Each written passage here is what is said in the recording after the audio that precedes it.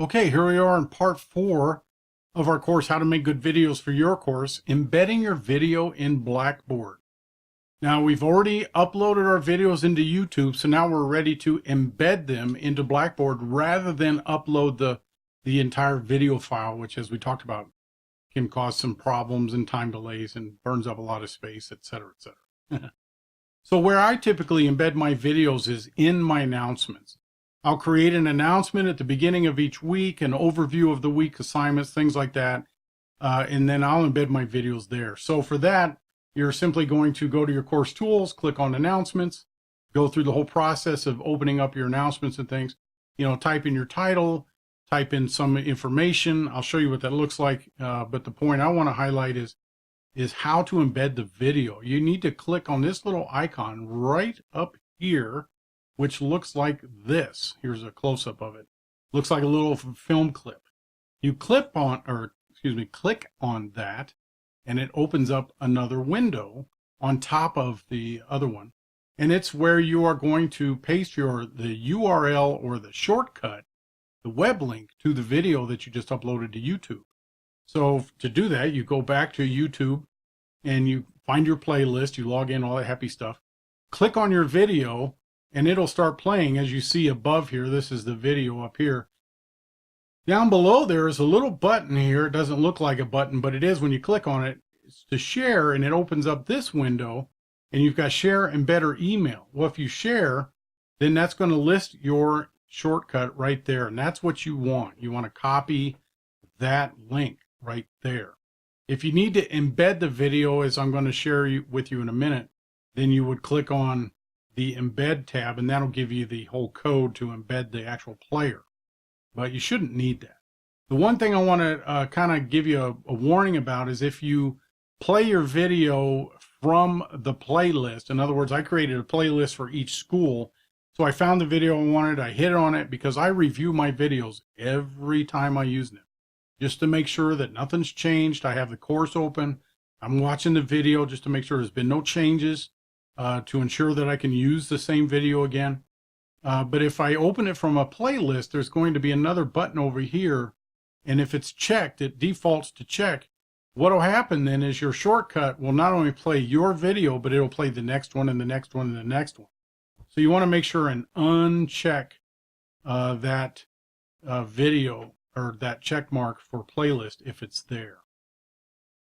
So copy and paste the shortcut, and then just paste it, or copy the shortcut and then paste it right into here, and then hit the tab key. Don't hit return. A lot of people want to hit the return key, and for whatever reason, maybe it's because I use a Mac, it doesn't work. But if I hit the tab key, it works fine. When I hit the tab key, then I get this. Now it shows me that the video is embedded. I'm still on that other window. See, my shortcut is right up here, and it shows me the video. Now, if the video does not appear like this, or however your thumbnail is set up, then you'll need to go to the source, which is another tab with just a blank box. And that's where you would copy the embedded code and put it in there, that I showed you in YouTube is right under this. If you click this, you'll find another window with the embed code. You would put that there and then hit tab and go back to your general tab here, and you should see your video here. But that doesn't happen all the time. I don't know why it does when it does. This morning I was uploading videos for my courses, and I had to do this for one of those. But I had 7 videos and it only did it once. And then move my video or picture up here a little bit. Then you hit the insert key or button, excuse me. Hit the insert button, and then this is what you'll see. And it'll show up as just a yellow box. It doesn't show up to where you can see it, but we're back in the window for building your announcement. So here's where you put your subject and your text and stuff. So if you want to see what it looks like, you hit this button right here. It looks like a little computer monitor. If you click on that, that opens up another window, and it previews what your announcement looks like. So whatever wording you have in here and things like that, it's all going to show up just like it will for your students. And if you hit the play button, it'll actually start playing. So it works really cool. So then when you escape out of that and post your announcement like you normally would, this is what your announcement will look like. So you can see my title up here, and then my welcome, and then I said here, kind of an introductory, and then my video, and then down below is the text of my announcement. This is what I talked about early in part 1 or 2, I think part 1, where video hits all three. Not only can the students listen to it, they can watch it, but they can read it as well. So I have all three here. The other thing I was going to mention was this right here. I have if you cannot see the video, please click here to view it on YouTube. If they're watching this in Blackboard, it works fine. In fact, if I put my mouse over here, the YouTube frame would show up with a little play button and the whole thing. But I also use the option to send announcements out as an email. Depending on how they get their email, they may or may not see the embedded video.